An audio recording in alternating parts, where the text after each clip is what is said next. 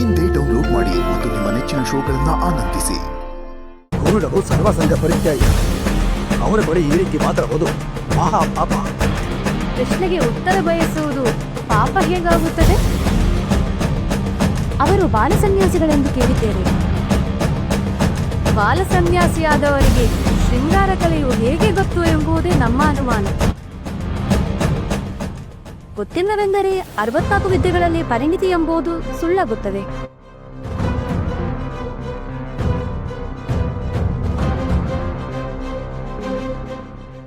ದೈವಿಕ ಕಲೆಯಾದ ಶೃಂಗಾರ ರಸವು ಸಂಸಾರಿಯಾದವರಿಗೆ ಮಾತ್ರ ಗೊತ್ತಿರಲು ಸಾಧ್ಯ, ಸನ್ಯಾಸಿಯಾದವರಿಗಲ್ಲ ಅಲ್ಲವೇ?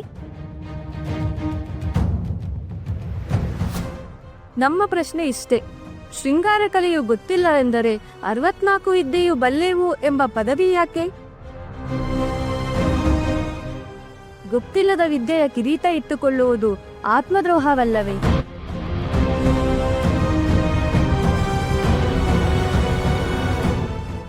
ನಿಮ್ಮ ಒತ್ತಡಕನ ಯಾಕೋ ಅತಿಯಾಯಿತು.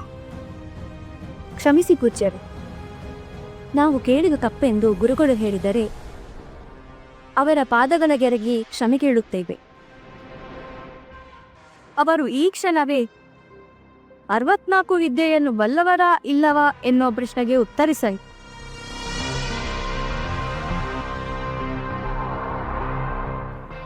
ನಿಮ್ಮನ್ನ ಒಳಗೆ ಬಿಟ್ಟಿದ್ದೆ ತಪ್ಪಾಯ್ತು. ಒಟ್ಟುಗಡೆ ಇವರನ್ನ ಹೊರಗೆ ತಳ್ಳಿ. ನಿಲ್ಲಿ.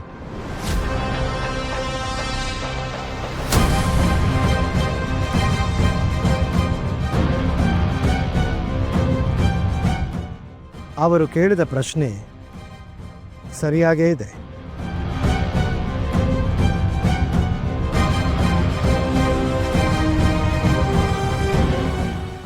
ಕಲಾವಿದರೆ, ನಿಮ್ಮ ಅನುಮಾನ ಸೂಕ್ತವಾಗಿಯೇ ಇದೆ. ನೀವು ಬಯಸುವ ವಿಷಯದ ಬಗ್ಗೆ ನಮಗಷ್ಟೇ ಅಲ್ಲ, ನಿಮ್ಮಂತೆ ಅನುಮಾನವಿರುವ ಎಲ್ಲರಿಗೂ ತೃಪ್ತಿಯಾದ ಉತ್ತರವೇ ಸಿಗುತ್ತೆ.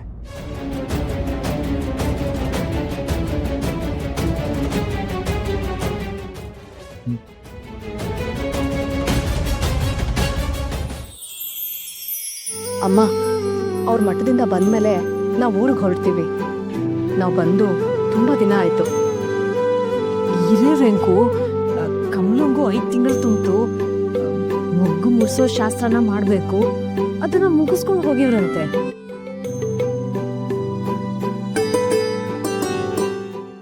ಅದನ್ನ ಯಾವಾಗ ಇಟ್ಕೋಬೇಕು ಅಂತ ಇದ್ದೀರಾ?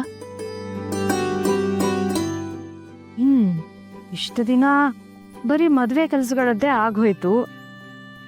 ಈಗ ಉಸಿರಾಡ್ತಾ ಇದ್ದೀವಿ. ಎಲ್ಲರೂ ಸೇರ್ಲಿ, ಮಾತಾಡೋಣ.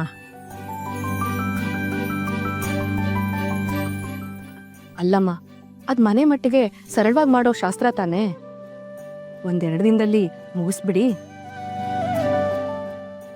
2 ದಿನದಲ್ಲಿ ಹೇಗಾಗುತ್ತೆ ಅಕ್ಕ? ಅಪ್ಪ ಅಮ್ಮಂಗೆ ಹೇಳಿ ಕಳಿಸ್ಬೇಕು, ಅವ್ರು ಬಿಡುವು ಮಾಡ್ಕೊಂಡು ಬರಬೇಕು. ಅದಕ್ಕೆಲ್ಲ ಒಂದಿಷ್ಟು ಸಮಯ ಬೇಕಲ್ವೇ? ಅದು ಸರಿನೇ. ನಾಳೆನೆ ಶುರು ಮಾಡಿದ್ರು ಇನ್ನೂ 1 ವಾರ ಹಿಡಿಯುತ್ತೆ. ವಾರನ? 1 ವಾರ ಅಂದ್ರೆ ಯಜಮಾನ್ರು ಒಪ್ಬೇಕಲ್ಲ ಅತ್ತೆ. ಅವ್ರ ಅರಮನೆ ಬಿಟ್ಟು 1 ತಿಂಗಳ ಮೇಲಾಯ್ತು. ವೆಂಕಟನಾಥನ್ ಮದ್ವೆ ಅಂದಿದ್ದಕ್ಕೆ ಮಹಾರಾಜರು ಸಮ್ಮತಿ ಕೊಟ್ಟಿದ್ದಾರೆ.